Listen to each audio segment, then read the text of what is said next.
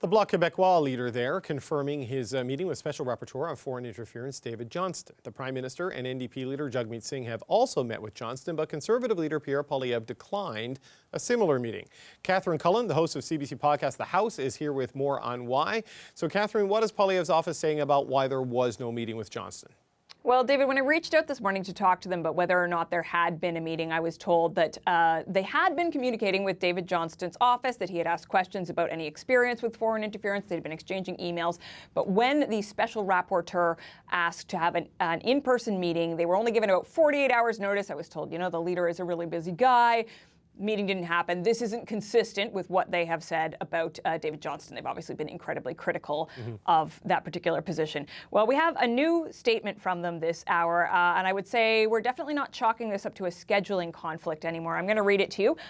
This is a fake job held by someone who can't do it impartially. Mr. Johnston is a ski buddy, cottage neighbor, and family friend of the Prime Minister. He's part of the Trudeau Foundation, which got $140,000 of donations from Beijing designed to influence the Prime Minister. He should immediately hand this job off to someone impartial to hold a full, independent public inquiry. A point of precision that I'm sure many folks who follow the twists and turns of this story will be familiar with, David, which is that it is, of course, the Pierre Elliott Trudeau Foundation.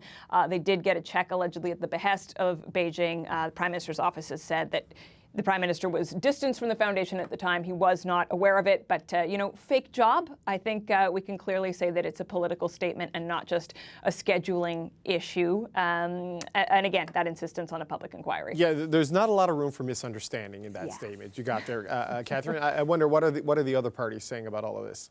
Yeah, well, the other parties, the Prime Minister, the Bloc, the NDP, as you said earlier, they have all sat down with David Johnston. I spoke with Anne McGrath, the National Director for the NDP, who was at the meeting with Jagmeet Singh, NDP MP Jenny Kwan also there. She said that she found their meeting productive, that they did, though, use the time to emphasize the need for a public inquiry. Jenny Kwan talked about concerns around the rise of anti-Asian racism and how some of this conversation is affecting diaspora communities, something she's been vocal about publicly as well. We got a sense from Mr. Blanchette of the Bloc's take on all of this. Prime Minister's office simply confirming the meeting happened. We don't have a lot of details, but we should say the Prime Minister has been quite strident in his defense of Mr. Johnston in the past, calling any attacks against him horrific partisan attacks against a man of extraordinary integrity.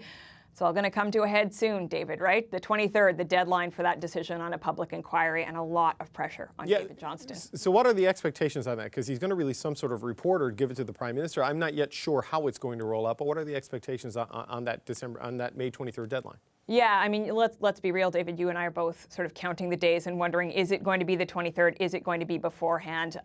There is an extraordinary amount of pressure. And you talk to people in all the political parties, and they will say they find it difficult to see how Mr. Johnston won't arrive at the conclusion that a public inquiry is needed. But let's be honest, that what does that mean? That's a pretty big swath of options. So I think the real question here is going to be, if indeed that is the road he pursues, and there would be, I think, a very strong reaction if he didn't, what does public really mean? Is this all happening, the way we saw the Rouleau Commission, witnesses coming before him every day? Is that any more productive than the stuff we've already seen in committee? Is this something that has to happen behind closed doors because there are so many sensitive political issues involved? I mean, you think of just last night, we saw Michael Chong before Proc, right? And he didn't want to talk even in camera about some of the threats that he has feels that he has faced that may have been because of, according to him, the People's Republic of China. He had been in contact with CSIS about it, but not comfortable speaking about it. So how do you deal with those sensitive security issues? It's clear, though, months now of the government trying to get a handle on this, and the issue does not seem to be going away. So lots of issues to talk about, including those concerns of diaspora communities, including how the intelligence community talks to each other, talks to government. We'll see what David Johnston is able to figure out. Okay, Catherine, thanks so much. That's Catherine Cullen, host of CBC's political podcast, The House.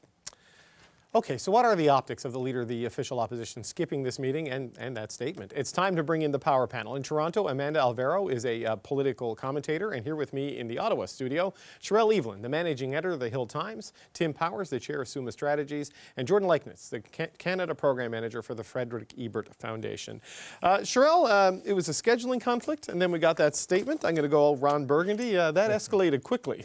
What do you make of that aggressive shift by the Mr. Poilievre? Well, I'm not surprised, frankly. When I heard the initial statement about it being a scheduling conflict, the first thing I thought to myself, I'm like, Is that true? I mean, it doesn't quite fit the narrative that he had been putting out about it being a fake job and yada, yada, yada. And sure enough, that's what we got a few, hours later. Think about the fact that, when Joe Biden came to town and his invite for the dinner got sent to a different email address, he found, with far less than 48 hours notice, he found time to find himself, room in his schedule to go to that dinner. So if, you prioritize the things that you want to prioritize. And so if you were to think about that being an actual scheduling conflict, it didn't really hold much water. I think, as been said, this is an entirely political statement. Other political leaders have used the opportunity to, make their political statements directly to the person, who is going to be making these decisions, and he chose to do it, from behind a spokesperson. Yeah, Tim, the other leaders have made their political statements about the Prime Minister and the government's handling. Mr. Poilievre has made this directly and specifically about David Johnston, the former Governor General. Yeah, look, they missed an opportunity here. I think they could have started the day by saying they're not going to meet with David Johnston because we believe that he will do whatever is in the best interest of the government. They didn't need to get gratuitously rude. They didn't need to go after David Johnston, the person. Look, there was no chance in hell Pierre Poilievre was going to meet with David Johnston because in his mind, meeting with David Johnston legitimizes the whole process.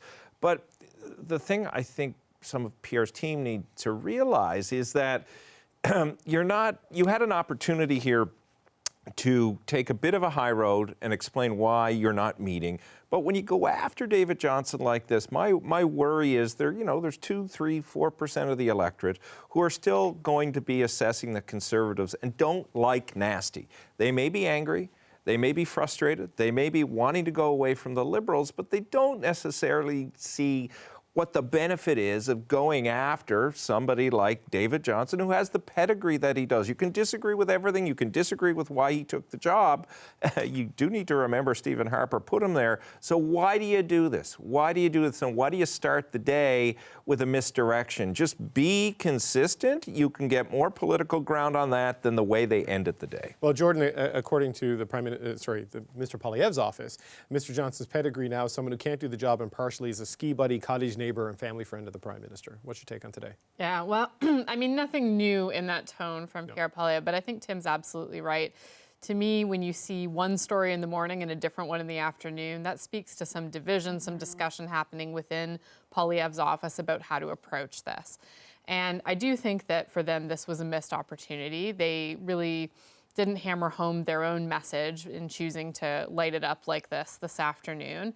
And it also is a bit of a vulnerability because, of course, when Poilievre makes such a negative personal attack on this issue that is one that's very serious, that a lot of people think deserves a serious treatment, it leaves the door open for the Liberals to accuse him of trivializing the issue itself. So I don't think this was the smartest play from their office today.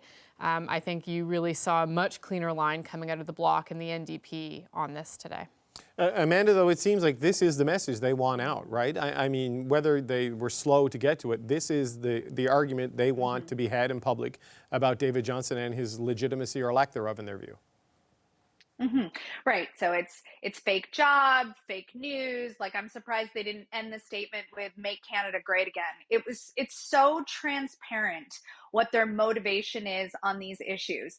He doesn't have time. They started out with he doesn't have time. He has time to rant about this issue incessantly, day in and day out. But the thing is, everyone eventually reveals their true colors. And this is such a true color moment for Poilievre. If you're sitting at home and you're taking in this issue, and I agree with Jordan, and there's a degree of seriousness around it, and you're actually looking for parliamentarians to come together and find some solutions around this issue, they have absolutely evaporated any credibility they can hold on it. You can't say this is a critical issue, an issue that all Canadians care about, but then refuse to participate in any way, even if it's to say, listen, we really want there to be a public inquiry. The Bloc met with David Johnston, the NDP met with David Johnston, obviously the Prime Minister met with David Johnston. The fact that Poilievre can't meet with him, I think is a smack in the face to Canadians who are looking for a real solve on this.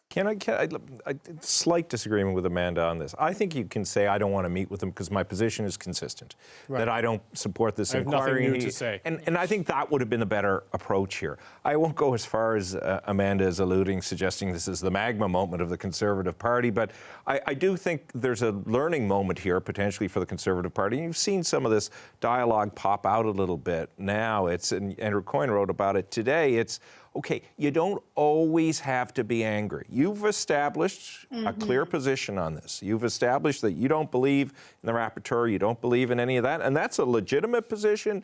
You may not like it, but it's the position they have. You don't need to go further, and you can hold that position and hold your head high instead of looking like you always need to throw a punch or kick somebody in the teeth when you don't need to do that to win. But there was quite the contrast in this statement and, say, Michael Chong's appearance at Prop last night, right? Where he laid out, we should do this the way the Brits do it. We should do this the way the Australians and the Americans do it. And he prosecuted a political argument, Sherelle, that the fact that he wasn't briefed is a failure of the machinery of government, and ultimately that rests with the Prime Minister. So the contrast is pretty stark there. The contrast is incredibly stark, and I do feel for Michael Chong. Nobody should have to go through what he's gone through. That stress. I mean, I can only imagine. Well, he revealed other threats, you know, beyond this, right? 100%. And people talk about how well respected he is and how liked he is, how statesmanlike he is. Michael Chong at one point ran for the leadership of the Conservative Party, and the Conservative Party and the Conservative Party members, at least the people who would vote in a leadership campaign, they like that angry. They like that attack dog. So Tim saying you don't always have to go nasty. Well, they do it because it works. So they could have had a Michael Chong leading the party, but they want a Pierre Poilievre, and that's what he's giving them.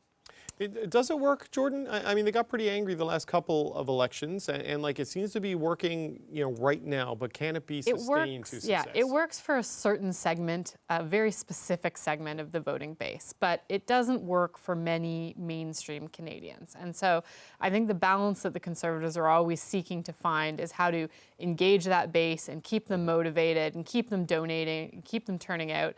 But then also they need to go where the voters are, which is more towards the middle of the spectrum. And so that's something that you can see that tension playing out in their strategy week to week. Although I have to say, I think in this particular instance, Chong is just a far more credible voice on this issue and far more effective for them than Pierre Poilievre. And the best thing the leader could likely do here is step back and let Chong take the spotlight on this issue for the party. Amanda, I'm not convinced that's going to happen. I mean, Chong is out front, but Pierre Poilievre, he is the face and the energy of this party right now. It certainly will not happen because they are entrenched in this kind of narrative, the inflammatory language, the hyperbole, the rhetoric that goes on and on. This is their playbook. We've seen this playbook before. I know Tim's going to get upset when I make these, references to Trump's campaign, but we see the same language.